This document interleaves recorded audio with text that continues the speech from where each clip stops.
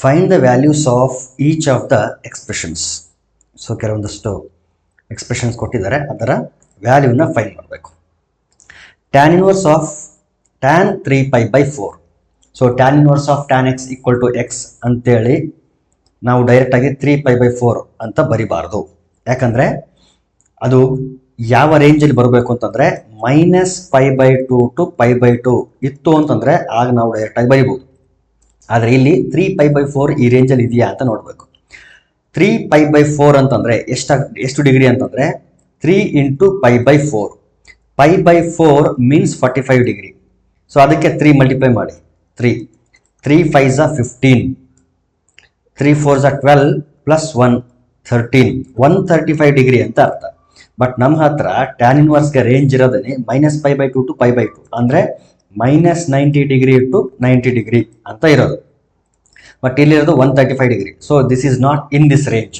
ಹಾಗಾಗಿ ಈ ರೇಂಜ್ ಒಳಗಡೆ ಬರೋ ಥರ ನಾವೇನು ಮಾಡಬೇಕು ಅಂತಂದರೆ ಒಂದಷ್ಟು ಮಾಡಿಫಿಕೇಶನ್ಸ್ ಮಾಡಬೇಕು. ಸೊ ಏನು ಮಾಡಿಫಿಕೇಶನ್ಸ್ ಮಾಡೋಣ ಅಂತಂದರೆ ನೋಡಿ, tan inverse of tan of ಇದನ್ನು ನಾವು π - π/4 ಅಂತ ಬರೆದ್ರೆ ಆಗುತ್ತದೆ. π - π/4 ಅಂತ ಬರೆದ್ರೆ 3π/4 ಆಗುತ್ತಾ? ಒಂದ್ಸರಿ ನೋಡಿ. ಎಸ್, 4 1s 4 -1 3 ನೋಡಿ, LCM ತಗೊಂಡ್ರೆ 4 ಬರುತ್ತಾ? ಈ ಕಡೆ ಮಲ್ಟಿಪ್ಲೈ ಮಾಡಿದ್ರೆ 4π - π, 4π - π ಅಂದರೆ 3π. ಸೊ ಹಾಗಾಗಿ π - π/4 ಅಂತ ಬರಿಬಹುದು. ಯಾವುದನ್ನ? 3π/4 ಅನ್ನು. ಸೊ ಈ ರೀತಿ ಬರೆದಾಗ ನೋಡಿ, ಒಳಗಡೆ ಇರೋಂಥ ಟ್ಯಾನ್ ಯಾವ ರೀತಿ ಚೇಂಜ್ ಆಗುತ್ತೆ ನೋಡಿ. ಇಲ್ಲಿ π ಇರೋದ್ರಿಂದ ಇದನ್ನ ಟ್ಯಾನ್ ಆಫ್ π - x ಅಂತ ಓದ್ಕೊಳ್ರಿ. ಟ್ಯಾನ್ ಆಫ್ π - x ಅಂತ ಅಂದ್ರೆ ಇಲ್ಲಿ π ಇದ್ರೆ ಫಂಕ್ಷನ್ ಚೇಂಜ್ ಆಗಲ್ಲ. ನಾನು ಪ್ರೀವಿಯಸ್ ವಿಡಿಯೋನಲ್ಲಿ ಡಿಸ್ಕಸ್ ಮಾಡಿದ್ದೀನಿ. ಇಂಟಿಗ್ರಲ್ ಮಲ್ಟಿಪಲ್ ಆಫ್ π ಇತ್ತು ಅಂತಂದ್ರೆ ಇಲ್ಲಿ ಏನು ಫಂಕ್ಷನ್ ಇರುತ್ತೆ ಟ್ರಿಗ್ನೋಮೆಟ್ರಿಕ್ ಫಂಕ್ಷನ್ ಅದು ಆಸ್ ಇಟ್ ಈಸ್ ಬರುತ್ತೆ, ಟ್ಯಾನ್ ಎಕ್ಸ್ ಅಂತಾನೆ ಬರ್ತದೆ. ಇನ್ನು ಚಿಹ್ನೆ ಇಲ್ಲಿ ಸೈನ್ ಪಾಸಿಟಿವ್ ಇರಬೇಕಾ ನೆಗೆಟಿವ್ ಇರಬೇಕಾ ಅಂತ ಡಿಸೈಡ್ ಮಾಡೋದು ಯಾರು ಅಂತಂದ್ರೆ π - x ಅನ್ನೋದು, ಆ π - x ಅನ್ನೋದು ಯಾವ ಕ್ವಾಡ್ರಂಟ್ ಅಲ್ಲಿ ಬರುತ್ತೆ ಮತ್ತು ಆ ಕ್ವಾಡ್ರಂಟ್ ಅಲ್ಲಿ ಈ ಟ್ರಿಗ್ನೋಮೆಟ್ರಿಕ್ ಫಂಕ್ಷನ್ ಪಾಸಿಟಿವ್ ಇದೆಯಾ ನೆಗೆಟಿವ್ ಇದೆಯಾ ಅಂತ ನೋಡಿ ನಾವು ಪಾಸಿಟಿವ್ ಹಾಕ್ಬೇಕಾ ನೆಗೆಟಿವ್ ಹಾಕ್ಬೇಕಾ ಅಂತ ಡಿಸೈಡ್ ಮಾಡ್ತೀವಿ. ಈಗ ನೋಡಿ, π - x ಅನ್ನೋದು ಯಾವ quadrant? It is second quadrant. π - x ಅನ್ನೋದು ಸೆಕೆಂಡ್ ಕ್ವಾಡ್ರೆಂಟ್ ಮತ್ತು ಸೆಕೆಂಡ್ ಕ್ವಾಡ್ರೆಂಟ್ ಅಲ್ಲಿ ಸೈನ್ ಮತ್ತು ಕೊಸೆಕ್ ಪಾಸಿಟಿವ್. ನಿಮಗೆ ASTC ರೂಲ್ ಗೊತ್ತಿರಬಹುದು. So according to this ASTC rule, in second quadrant sin and cosec are positive, tan is negative, therefore tan of π - x is equal to minus tan x. so ಇದನ್ನ tan of π - π/4 ಅನ್ನ ಏನಂತ ಬರಿಬಹುದು ಅಂದ್ರೆ minus tan π/4 ಅಂತ ಬರಿಬಹುದು. So it is equal to, ಇಲ್ಲಿ ಎರಡು ರೀತಿ ನಾವು ಆಪರೇಟ್ ಮಾಡಬಹುದು. ಒಂದು ಇಲ್ಲಿ ಕಂಟಿನ್ಯೂ ಮಾಡ್ತೀನಿ, ಇನ್ನೊಂದನ್ನ ಇಲ್ಲಿ ಕಂಟಿನ್ಯೂ ಮಾಡ್ತೀನಿ ನಾನು. ಸೊ ಒಂದೇನು ಅಂತಂದ್ರೆ ಟ್ಯಾನ್ ಇನ್ವರ್ಸ್ ಆಫ್ -tan π/4 ಇದೆಯಲ್ಲ, ಈ ಮೈನಸ್ ಅನ್ನು ನಾವು ಹೊರಗಡೆ ತೆಗಿಬಹುದು. Tan inverse of -tan x ಅಂದ್ರೆ -tan ಇನ್ವರ್ಸ್ ಆಫ್ x ಇದು, sorry, tan inverse of -x is equal to -tan inverse x ಈ ರೀತಿ ಬರಿಬಹುದು. ಹಾಗಾಗಿ ಈ ಮೈನಸ್ ಅನ್ನು ಕಂಪ್ಲೀಟ್ ಆಗಿ ಹೊರಗಡೆ ತೆಗೆದ್ರೆ -tan ಇನ್ವರ್ಸ್ ಆಫ್ tan π/4. ನೋಡಿ, this π/4 is in this range, therefore we can write tan inverse of tan x is equal to x. Here x means π/4, minus as it is ಇರುತ್ತೆ. So ಇಲ್ಲಿ ಏನಾಯಿತು ಅಂತಂದ್ರೆ π/4. So ಇದು -π/4 ಒಂದು ರೀತಿ. ಇನ್ನು ಒಂದು ರೀತಿ ಮಾಡೋದಾದ್ರೆ tan ಇನ್ವರ್ಸ್ ಆಫ್ -tan ಅನ್ನ ಈ ಮೈನಸ್ ನಲ್ಲಿ ಒಳಗಡೆ ಬರಿಬಹುದು. ಹೆಂಗೆ ಅಂದ್ರೆ tan of -θ equal to -tan θ. therefore -tan θ can be written as tan of -θ. So ಈ ಮೈನಸ್ ಅನ್ನ ವಿತ್ ಯಾವುದು ಅಂತಂದ್ರೆ π/4 ಜೊತೆ ಬರಿಬಹುದು, -π/4. now also this -π/4 is in this range.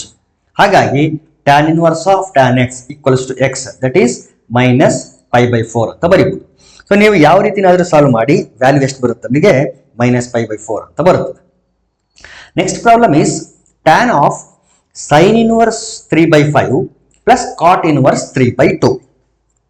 So ಇಲ್ಲಿ ನಾನೇನು ಅನ್ಕೊಳ್ತೀನಿ ಅಂತಂದ್ರೆ let sin inverse 3/5 equals to a ಆಗಿರಲಿ. sin inverse 3/5 a ಆಗಿರಲಿ.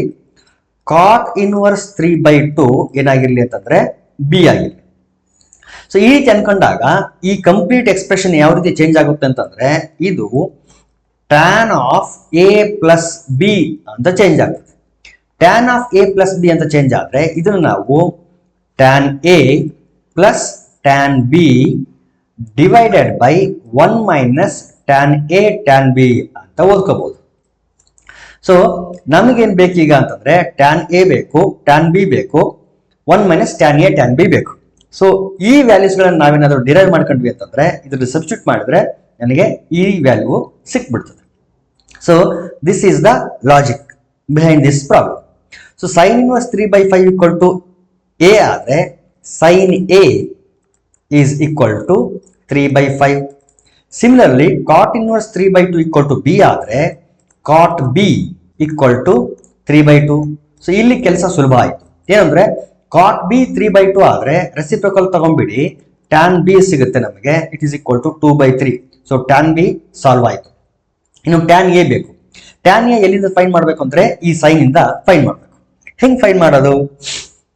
ಸೈನ್ ಎ ಕೊಟ್ಟಿದ್ದಾರೆ, ಐಡೆಂಟಿಟಿ ಗೊತ್ತಿದೆ ನಮಗೆ. ಏನ್ ಐಡೆಂಟಿಟಿ ಅಂತಂದ್ರೆ cos A equals to root of 1 minus sine square A ಅಂತ ಐಡೆಂಟಿಟಿ ಗೊತ್ತಿದೆ.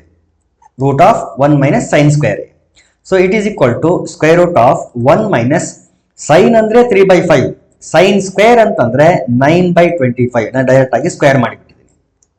ಸೈನ್ ಅಂದ್ರೆ 3/5, ಸೈನ್ ಸ್ಕ್ವೇರ್ ಅಂದ್ರೆ 3/5 ನ ಸ್ಕ್ವೇರ್.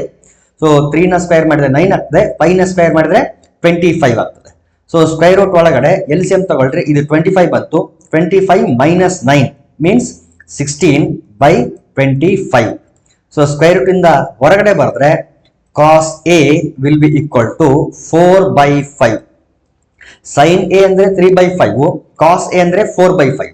ಸೊ ಇವೆರಡನ್ನ ಯೂಸ್ ಮಾಡಿಕೊಂಡು we can write tan A. So tan A ಅಂತಂದ್ರೆ sine A divided by cos A. What is sine A? It is 3/5. What is cos A? It is 4/5. So denominator ಇರ್ತಕ್ಕಂಥ 5 ನ cancel ಮಾಡಿದ್ರೆ we get 3/4. This is tan A. So ನಮಗೆ tan B ಸಿಕ್ತು 2/3 ಅಂತ, ಇನ್ನು tan A ಸಿಕ್ತು 3/4 ಅಂತ. So ಇದನ್ನ ಇದರಲ್ಲಿ ಸಬ್ಸ್ಟಿಟ್ಯೂಟ್ ಮಾಡಿ. ಸೊ ಸೈನ್ ಇನ್ವರ್ಸ್ 3/5 ಅಂದ್ರೇನು? ಎ. ಕಾಟ್ ಇನ್ವರ್ಸ್ 3/2 ಅಂದ್ರೆ B. So tan of A by B equals to tan A plus tan B divided by 1 minus tan A tan B. So tan A ಅಂತಂದ್ರೆ 3/4 plus tan B ಅಂತಂದ್ರೆ 2/3 whole divided by 1 minus 3/4 into 2/3. Of course ಈ 3 cancel ಆಗ್ತದೆ, 2 ಮತ್ತೆ 2 4 cancel ಆಗುತ್ತೆ. But ನಾನು cancel ಮಾಡಲ್ಲ, ಯಾಕಂದ್ರೆ ಇಲ್ಲಿ LCM ತಗೊಂಡ್ರೆ 12 ಬರುತ್ತೆ, ಇಲ್ಲಿ ಪ್ರಾಡಕ್ಟ್ ಮಲ್ಟಿಪ್ಲೈ ಮಾಡಿದ್ರೆ 12 ಬರುತ್ತೆ. ಸೊ ಡಿನಾಮಿನೇಟರ್ ಕ್ಯಾನ್ಸಲ್ ಮಾಡಕ್ಕೆ ಈಸಿ ಆಗುತ್ತೆ, ಹಾಗಾಗಿ ನಾನು ಅಲ್ಲಿ ಕ್ಯಾನ್ಸಲ್ ಮಾಡೋಣ. ಓಕೆ, ಈಗ LCM ತಗೊಳ್ಳಿ. 4 ಮತ್ತು 3 ನ LCM 12 ಬರುತ್ತೆ ನ್ಯೂಮರೇಟರ್ ಅಲ್ಲಿ. ಹಾಗಾಗಿ ಈ 3 ಇಲ್ಲಿ ಮಲ್ಟಿಪ್ಲೈ ಆಗಬೇಕು, 4 ಇಲ್ಲಿ ಮಲ್ಟಿಪ್ಲೈ ಆಗಬೇಕು. 3 3s 9 ಪ್ಲಸ್ 4 2s 8. ಇದು ನ್ಯೂಮರೇಟರ್ ಆಯ್ತು. ಡಿನಾಮಿನೇಟರ್ ಅಲ್ಲಿ 1 minus 3 2s 6, 4 3s 12. So 9 plus 8 it is 17 divided by 12 in the numerator divided by LCM ತಗೊಳ್ರಿ. ಡಿನಾಮಿನೇಟರ್ ಅಲ್ಲಿ 12 ಬಂತು, 12 ಮೈನಸ್ 6 ಇಸ್ 6. ಸೊ 6/12 ಡಿನಾಮಿನೇಟರ್ ಅಲ್ಲಿ ಬಂತು. ಸೊ ಡಿನಾಮಿನೇಟರ್ ಅಲ್ಲಿ ಮತ್ತು ನ್ಯೂಮರೇಟರ್ ಅಲ್ಲಿ ಇರ್ತಕ್ಕಂಥ ಡಿನಾಮಿನೇಟರ್ ಗಳನ್ನ ಕ್ಯಾನ್ಸಲ್ ಮಾಡಿ. 12 12 ಕ್ಯಾನ್ಸಲ್ ಮಾಡಿದ್ರೆ we get 17/6. This is the value of the given expression. Next one, cos inverse of cos 7π/6. So ಇದು ಯಾವುದಕ್ಕೆ ಈಕ್ವಲ್ ಆಗಿದೆ ಅಂತ 7π/6 cos inverse of cos theta is theta ಅಂತೇಳಿ ಮತ್ತೆ 7π/6 ಆಪ್ಷನ್ ಎ ಕರೆಕ್ಟ್ ಅಂತೇಳಿ ಹಾಕಬಾರ್ದು. ಯಾಕಂದ್ರೆ ಸೇಮ್ ನಾನು ರಿಸಲ್ಟ್ ಹೇಳೋದು ಏನು ಅಂತಂದ್ರೆ ಇದು ಯಾವಾಗ ಹೋಲ್ಡ್ ಆಗ್ತದೆ cos inverse of cos theta equal to theta ಅನ್ನೋದು ಅಂತಂದ್ರೆ ಆ ರೇಂಜ್ ಒಳಗಡೆ ಇದ್ರೆ. ಹಾಗಾದ್ರೆ ಕಾಸ್ ಇನ್ವರ್ಸ್ ನ ರೇಂಜ್ ಏನಿದೆ 0 to π. Close interval 0 to π is the range. 7π/6 ಅಂತಂದ್ರೆ ಎಷ್ಟು? ಹಾಗಾದ್ರೆ ನೋಡಿ ಇಲ್ಲಿ 0 to π ಅಂತಂದ್ರೆ ಇನ್ ಟರ್ಮ್ಸ್ ಆಫ್ ಡಿಗ್ರಿ ಹೇಳೋದಾದ್ರೆ 0 to 180 ಡಿಗ್ರಿ. ಹಾಗಾದ್ರೆ 7π/6 π/6 7 ಟೈಮ್ಸ್. ಹಾಗಾದ್ರೆ 7 ಇಂಟು π/6 ಅಂದ್ರೆ ಎಷ್ಟು? 30 ಡಿಗ್ರಿ. ಸೊ 7 times 30 ಡಿಗ್ರಿ ಅಂದರೆ 7 3 21 210 ಡಿಗ್ರಿ ಆಯಿತು, which is not in the range. ಹಾಗಾದ್ರೆ cos inverse of cos 7 pi by 6 ಅನ್ನ ಏನಂತ ಬರೀಬಹುದು ನೋಡಿ. Cos inverse of 7 pi by 6. This is the given question ಅಥವಾ expression. So it is equal to cos inverse of ಈ 7 pi by 6 ಇದನ್ನ ನಾವು 12 minus 5 by 6 ಅಂತ ಬರೀಬಹುದು. 12 pi minus 5 pi divided by 6 ಅಂತ ಬರೀಬಹುದು. ಯಾವುದನ್ನ 7 pi ನ. ಇನ್ನು 6 ನ ಸಪರೇಟ್ ಮಾಡ್ಕೊಂಡ್ರೆ cos inverse of 12 pi by 6 minus 5 pi by 6. 6 1s 6 2s 2 pi ಆಯಿತು. Therefore cos inverse of 2 pi minus 5 pi by 6. So it is equal to cos inverse of ನೋಡಿ cos 2 pi minus 5 pi by 6 ಇದನ್ನ ಈ ರೀತಿ ಓದ್ಕೊಳ್ರಿ. cos 2 pi minus theta ಅಂತ ಓದ್ಕೊಳ್ರಿ. 2 pi ಇದೆ ಅಂತಂದ್ರೆ cos remains as it is cos theta. ಈಗ positive negative decide ಮಾಡಿ. 2 pi minus theta, 2 pi minus theta means ಯಾವ quadrant? Fourth quadrant I think. ಇದು 2 pi minus theta ಅಂದ್ರೆ fourth quadrant. So A S T C. So C is positive. C ಅಂದ್ರೆ cos is positive. Therefore cos of 2 pi minus theta ಅಂದ್ರೆ cos theta. But ಇಲ್ಲಿ theta ಅಂತಂದ್ರೆ ಏನಿದೆ ನಮ್ದು? 5 pi by 6 ಇದೆ. Therefore cos 5 pi by 6 ಅಂತ ಬರೀಬಹುದು. So cos 5 pi by 6. So cos inverse of cos 5 pi by 6. This is equal to direct ಆಗಿ ನಾವು 5 pi by 6 ಅಂತ ಬರೀಬಹುದು ಇಲ್ಲಿ. ಹಾಗಾದ್ರೆ ಇದು ಈ ರೇಂಜ್ ಅಲ್ಲಿ ಬರುತ್ತಾ? ಒಂದ್ಸರಿ ಚೆಕ್ ಮಾಡಿ. 5 times of 30 ಡಿಗ್ರಿ, 5 by 6 ಅಂದ್ರೆ 30 ಡಿಗ್ರಿ, 515 150 ಡಿಗ್ರಿ ನೋಡಿ, 180 ಡಿಗ್ರಿ 150 ಡಿಗ್ರಿ ಒಳಗಡೆ ಬಂತ.